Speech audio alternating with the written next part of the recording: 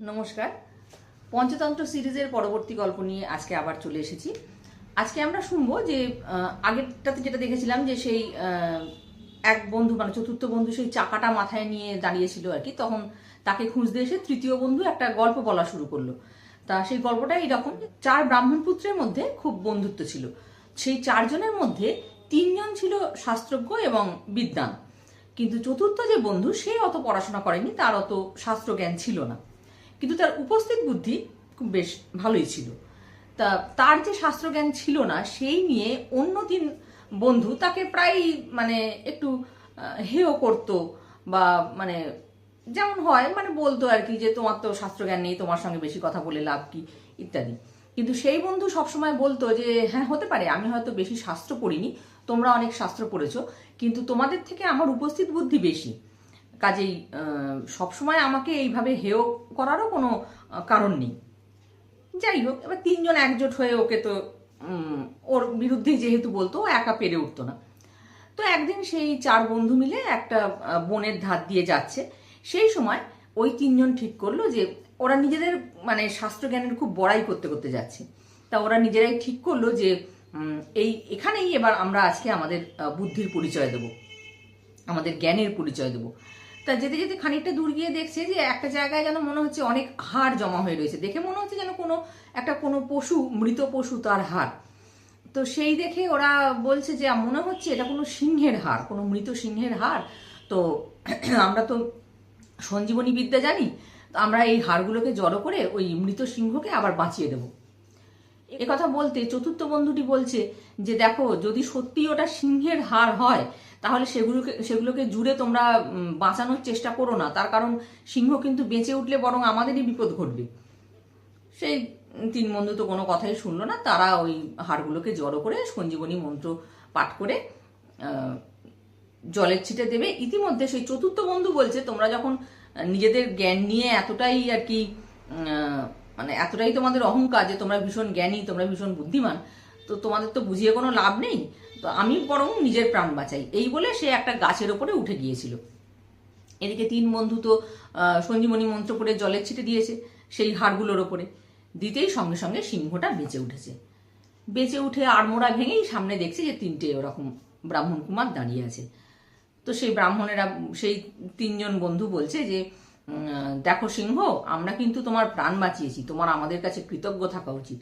সিংহের বইয়েই গেছে কৃতজ্ঞ থাকতে, সে সঙ্গে সঙ্গে একদম ঝাঁপ দিয়ে এসে তিন বন্ধুর ঘাড়ের ওপর পড়লো এবং একে একে তিন বন্ধুকে সংহার করলো। আর চতুর্থ বন্ধু গাছের ওপর উঠে গিয়েছিল বলে ও সে যাত্রায় বেঁচে গেল। তো এই গল্পটা বলে এবার তৃতীয় বন্ধু, মানে ওই আগের গল্পের তৃতীয় বন্ধু চতুর্থ বন্ধুকে বলছে যে বুঝতে পারছো তো, তোমারও হচ্ছে সেই রকম ব্যাপার হয়েছে, তোমার শাস্ত্র জ্ঞান আছে কিন্তু তুমি ব্যবহারিক জ্ঞান প্রয়োগ করনি, এই জন্যই বিপদে পড়েছো। তো এই রকম আরো একবার হয়েছিল জানো তো, সেই চার বন্ধু ছিল ব্রাহ্মণ, যারা নিজেদের শাস্ত্রজ্ঞান নিয়ে খুব অহংকার করতো কিন্তু ব্যবহারিক প্রয়োগ জানতো না, সেই জন্য তারা কিন্তু শেষ পর্যন্ত লোকের কাছে হাস্যস্পদই হয়েছিল। তো সেটা কিরকম গল্প, আর একটা গল্প বলছে যে চার ব্রাহ্মণ কুমার তারা গুরুকুলে থেকে পড়াশোনা করতো, তো তাদের যখন শিক্ষা শেষ হয়েছে তারা গুরুকে প্রণাম করে যখন চলে আসে তখন গুরু তাদেরকে আশীর্বাদ করে বলছেন যে তোমাদের শিক্ষা সম্পূর্ণ হয়েছে, আমি চাই যে তোমাদের যা যা আমি শেখালাম সেগুলো তোমরা জীবনে প্রয়োগ করো এবং সুখে থাকো। সেই শুনে তারা তখন ভাবলো যে হ্যাঁ ঠিক, আমাদের যে এই শাস্ত্রজ্ঞান সেটা তো আমাদের সমস্ত জীবনের সমস্ত ক্ষেত্রেই কাজে লাগাতে হবে। তো সেই অনুযায়ী তারা এবার এটা ভাবতে ভাবতে এবং সেই নিয়ে কথা বলতে বলতে তারা রাস্তা দিয়ে যাচ্ছে। যেতে যেতে তারা দেখতে পেল যে কয়েকজন বণিক বা মহাজন আরেকজন মহাজনের মানে আরেকজন মহাজনের আর কি একজন মারা গেছে, মৃতদেহ কাঁধে নিয়ে, শবদেহ কাঁধে নিয়ে তারা শ্মশানের দিকে যাচ্ছে।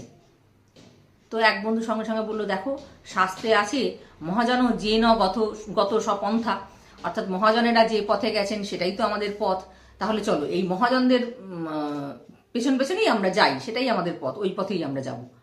এই বলে তো মহাজনদের পেছনে পেছনে তারা যেতে লাগলো। তারা তো গেছে শ্মশানে, ওরাও ওদের পেছন পেছন শ্মশানে ঢুকেছে। শ্মশানে ঢুকে তারা দেখছে যে একটা ধোপার গাধা দাঁড়িয়ে আছে, ধোপাটা নেই আশেপাশে কিন্তু গাধাটা দাঁড়িয়ে আছে। তা গাধাটাকে দেখতে পেয়ে আর এক বন্ধু বলছে যে দেখো শাস্ত্রে আছে যে সুদিনে দুর্দিনে রাষ্ট্র বিপ্লবে তারপরে শ্মশানে এই সমস্ত জায়গায় যে সঙ্গে থাকে সেই হচ্ছে আসল বন্ধু। তার মানে এই গাধাটা হচ্ছে আমাদের আসল বন্ধু। সবাই তখন বলছে হ্যাঁ ঠিক ঠিক, গাধাটা আমাদের বন্ধু, শ্মশানে ওকে আমরা দেখেছি, গাধাটা আমাদের বন্ধু। সবাই মিলে তখন গিয়ে জড়িয়ে ধরে গাধাটাকে খুব আদর টাদর করছে। ওরা তো বন্ধু পেয়েছে, খুব আদর টাদর করছে। করে এবার এরকম সময় দেখছে যে একটা উট একটু দূর থেকে খুব দ্রুত হেঁটে আসছে। তো একজন জিজ্ঞেস করছে ইনি তাহলে কে? তো ইনি কে? একজন একটু ভেবে টেবে বলল যে দেখো ধর্মে আমাদের শাস্ত্রে আছে ধর্মস্ব তরিতা গতি, তার মানে ধর্মের অত্যন্ত তড়িৎ গতি, হ্যাঁ খুব দ্রুত গতি। তো এই কিরম দ্রুত হেঁটে আসছে দেখছো না, এই উটটা তার মানে হচ্ছে ধর্ম। তখন হ্যাঁ হ্যাঁ তাই হবে, তাহলে এই উটটা হচ্ছে ধর্ম। ওরা তো বন্ধু পেয়েছে গাধা, এদিকে উটকে পেল ধর্ম। তো যাই হোক, এইবার আরেকজন বললো যে দেখো শাস্ত্রে আছে যে ইষ্ট আর ধর্মকে সবসময় একসঙ্গে রাখতে হয়। তো তাহলে আমাদের ইষ্ট হলো এই গাধা আর ধর্ম হলো উট, তাহলে এদের দুজনকে একসঙ্গে রাখতে হবে বলে দুজনকে একসঙ্গে দড়ি দিয়ে বেঁধে ওরা এবার রাস্তা দিয়ে নিয়ে যাচ্ছে। এবার গাধাটা তো অনেকক্ষণ ধরে এই মানে এদের আদরের অত্যাচার সহ্য করছে আর কি। তো ব্যাপারটা পছন্দ হচ্ছে না, ও প্রাণপণে চিৎকার করতে শুরু করেছে। তখন সেই গাধার চিৎকার শুনে ধোপাটার কানে গেছে, ধোপাটা বুঝতে পেরেছে ওর গাধাকে হয়তো কেউ কিছু অত্যাচার করছে বা কিছু। সঙ্গে সঙ্গে ধোপাটা সেখানে চলে এসছে, এসে দেখছে যে 4টে ব্রাহ্মণ ও বেঁধে নিয়ে যাচ্ছে ওকে। দেখেই ধোপাটা ওদেরকে তাড়া করেছে। তো তাড়া করতে ওরা তো তখন ওই গাধাটাকে ছেড়ে দিয়ে ওরা প্রাণ ভয়ে দৌড়তে শুরু করেছে। দৌড়ে দৌড়ে একটা একটা ছোট নদীর পাড়ে গিয়ে পৌঁছেছে। সেখানে একটা নৌকো বাঁধা ছিল।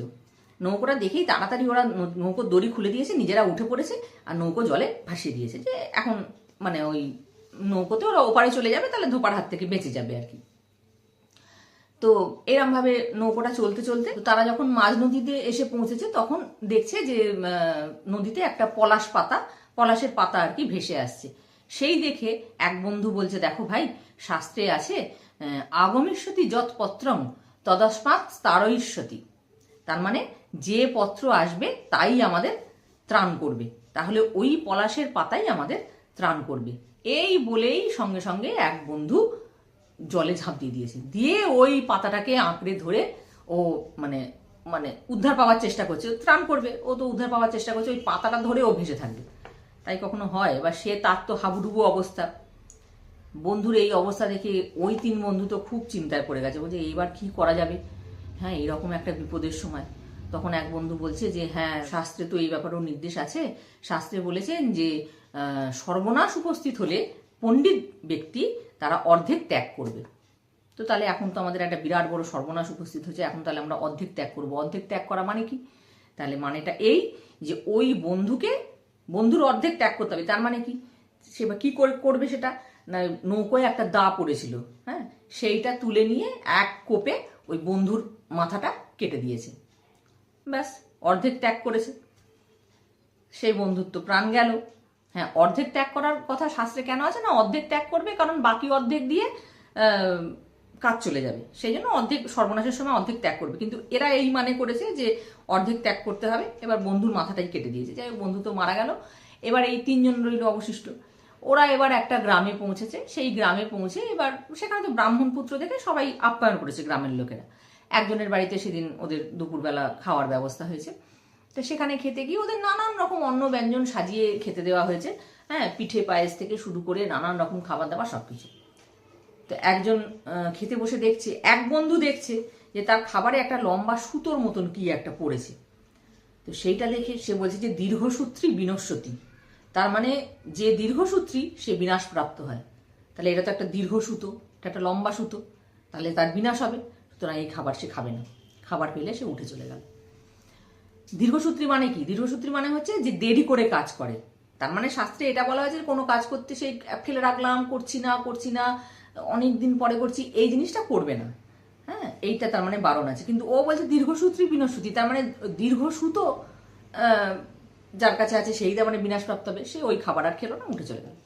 আচ্ছা দ্বিতীয় বন্ধু, বাকি 2 বন্ধু খাচ্ছে, খেতে খেতে একজন দেখছে একজনের পাতে যে একটা পিঠে দেওয়া ছিল, সেই পিঠে হচ্ছে মানে ওই সছিদ্র পিঠে আর কি, মানে ফুটো ফুটো রয়েছে পিঠেটার মধ্যে। সে তখন ভাবছে যে শাস্ত্রে বলেছে যে ছিদ্রই হচ্ছে সমস্ত অনর্থের মূল, তাহলে এই খাবার খাওয়া যাবে না। সে এবার খাবার ফেলে উঠে তো গেলই, বন্ধুকে বললে যে চলো এই খাবার আর আমাদের খেয়ে কাজ নেই, এইসব আমাদের ভালো খাবার এরা দেয়নি, আমাদের ক্ষতিই হবে, এতে উঠে পড়ো। সেই বন্ধুও উঠে পড়লো, ওরা সব শাস্ত্র বিচার করেছে করে, যাই হোক সেই জায়গা ছেড়ে তারা এবার ভাবলো যে ওই জায়গা ছেড়ে তারা চলে যাবে। তো এই সব দেখে ওই গ্রামের লোকেরা খুব হাসাহাসি করতে লাগলো। তারা বুঝতেই পারলো যে এই পণ্ডিতরা আসলে নামেই পণ্ডিত, আসলে কিন্তু মূর্খ, এদের কোনো ব্যবহারিক জ্ঞান নেই। শাস্ত্রের শিক্ষাগুলো তারা পেয়েছে, কিন্তু সেই শিক্ষাগুলোকে যে প্র্যাকটিক্যাল জীবনে যে কাজে লাগাবে সেই বুদ্ধিটা ওদের নেই। তো তারপর আরও নানান ঘটনা ওদের নামে প্রচারিত হতে লাগলো, ওদের নির্বুদ্ধিতার কথা। তো সবাই বুঝতে পারলো যে এরা হচ্ছে পণ্ডিত মূর্খ, সেই নিয়ে সবাই ওদের নিয়ে হাসাহাসি করতে লাগলো। এই গল্পটা বলে ওই যে তৃতীয় বন্ধু, সেই চক্রধারী চতুর্থ বন্ধুকে এই গল্পটা বলছিল, তাকে বলল যে বুঝতে পেরেছো তো, তোমারও শাস্ত্র জ্ঞান আছে, তুমি ভালোই পণ্ডিত, কিন্তু তুমি এই যে শাস্ত্রজ্ঞানের যে ব্যবহারিক প্রয়োগ করনি, হ্যাঁ, সেইটার জন্য তুমি এখন দেখো লোকের কাছে হাস্যাস্পদ হবে। হ্যাঁ, এই কথা যেই শুনবে সেই তোমাকে নিয়ে হাসবে, কাজেই একটু ভেবেচিন্তে কাজ করতে হয়। সেটা শুনে তখন ওই চতুর্থ বন্ধু, যে চক্রধারী বন্ধু, সে বলছে দেখো সবই তো বুঝলাম, কিন্তু অনেক সময় বুদ্ধিমানেরাও কিন্তু বিপদে পড়েন, শুধু যে বোকারা বিপদে পড়ে যে, বা যারা শাস্ত্রজ্ঞানকে ঠিক মতো বোঝেনি তারা বিপদে পড়ে তা না, বুদ্ধিমানও কিন্তু অনেক সময় বিপদে পড়ে। তুমি সেই সহস্র বুদ্ধি মাছটার কথা শোনোনি? তখন সে জিজ্ঞেস করলো যে না কেন, কি হয়েছিল, সহস্র বুদ্ধির কি হয়েছিল? তখন চক্রধারী বন্ধু ওই সহস্র বুদ্ধি মাছের গল্প বলতে শুরু করলো। এবার কি সেই মাছের গল্প, সেইটা আমরা আগামী এপিসোডে জানবো। আজকের এপিসোডের জন্য এইটুকুই। সবাই ভালো থাকবেন, নমস্কার।